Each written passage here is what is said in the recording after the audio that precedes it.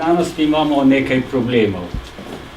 Veliko žensk ne zaseda, žal ne zaseda vodilnih položajev v znanosti, torej niso niti vode raziskovalnih skupin, če pa so pa bolj nevidne kot vidne.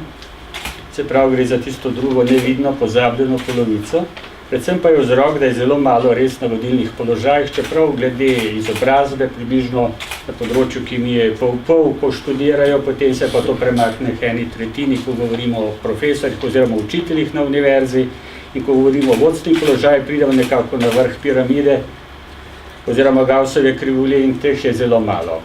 To je ena razlaga. Druga stvar pa je seveda, da premalo posvečamo pozornosti sploh znanstvenikom, ali so to moški ali ženske. Rekli, če je majhen nabor, zelo težko izbrati, kar je seveda krivično, ampak potreben je sistem, kako poiščemo te ljudi in kako jih promoviramo, ženske ali moške. Niti za moške ni mnogo boljše, kot je za ženske, čeprav vodimo odbor za ženske v znanosti. Druga stvar, ki je tukaj pomembna, je sama promocija. Moški običajno kot raziskovalna skupina izberejo, to se vidi najlepše pri nagradah, moške za nagrajence ali potencialne udeležence. Zelo redko se zgodi, da izberejo žensko, čeprav imajo žensko v raziskovalni skupini ali ženske. Tukaj je drugi tak problem, ki je tudi pomemben, kako narediti stvar vidno. Eno so pač nagrade, drugo smo rekli vodstveni položaj, tretja je pa sploh skrb raziskovalne skupine, da se javnosti predstavi. Seveda nimajo vsi enakih možnosti, da se predstavijo. Tudi interes za predstavitev neke raziskovalne skupine na nekem majhnem inštitutu proti inštitutu Jožef Stefan, za primer, recimo verjetno, da bodo novinari tudi izbrali večjo skupino oziroma večji institut, kjer je ta skupina. Ni pa to izključeno, zato ne krivim vas. Ampak pravim, ta običajna izbiranje je običajno takšno. Seveda, mediji lahko veliko naredite, da postanejo znanstvenice in znanstveniki bolj jasni, bolj prepoznavni, bolj glasni tudi. No, lep primer je kljub relativno še zmeraj nizkemu procentu uspeh Lučke Kajfež-Bogataj. Seveda tukaj obstaja nekaj napačnih trditev, da je prejemnica Nobelove nagrade, etc. Ona ni prejemnica Nobelove nagrade, pač pa je odbor, ki je proučeval podnebne spremembe, prejel pred nekaj leti Nobelovo nagrado. Ona je ena izmed 70 ljudi tega odbora.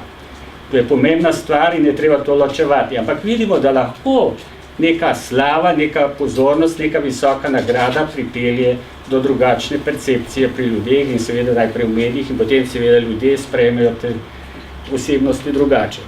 Tudi osebnosti, ki so pisci učbenikov od osnovne šole naprej, ki so ženskega spola, so mnogo bolj prepoznavne, ala Aleksandra Kornhauser, čeprav je procent zelo majhen, kot smo videli na prejšnji piti, pa vendarle kaže, da je to pomembno. Tudi pri moških je podobno. Pisci učbenikov, ali Miha Tišler in drugih, če vzamem samo kemike, vem pa, da je to na drugih področjih zelo podobno, zelo običajno se spomni, predvsem, ko govorimo o mlajših.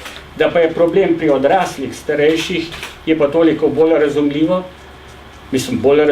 pogosteje se pojavlja kot problem, da se pa človek v nekem trenutku ne spomni neke osebnosti. Že za moškega znanstvenika se ne spomni, čeprav vsakome lahko v spredju slika Jozefa Stefana kot avtorja, če tako rečemo, zakona o sevanju črnega telesa, ki smo ga nekako vsi konzumirali, če tako rečemo, v osnovni šoli oziroma v srednji šoli.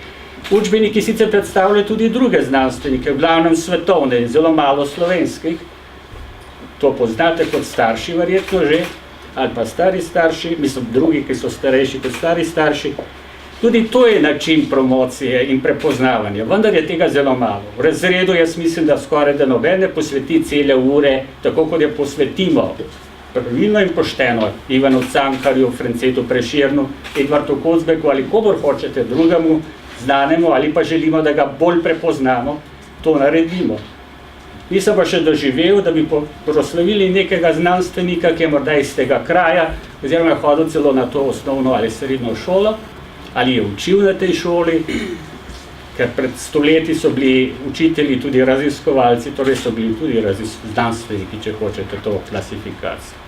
Še en problem je, zakaj ne poznamo znanstvenika, oziroma tako velik procent odgovarja, da ne ve, da se ne more spomniti.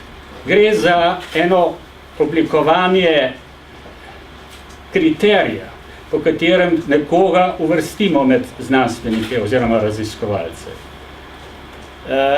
In ker teh kriterijev, ker ta kriterij običajno ljudje gradijo ali pa gradimo na liku Marie Curie, Alberta Einsteina ali neke druge osebnosti iz zgodovine Galileja ali Darwina, vidimo problem, da potem seveda ne moramo primerjati nekaj vrednote oziroma neke vrednostne ocene, pa smo sposobni postaviti v znanstvenikih.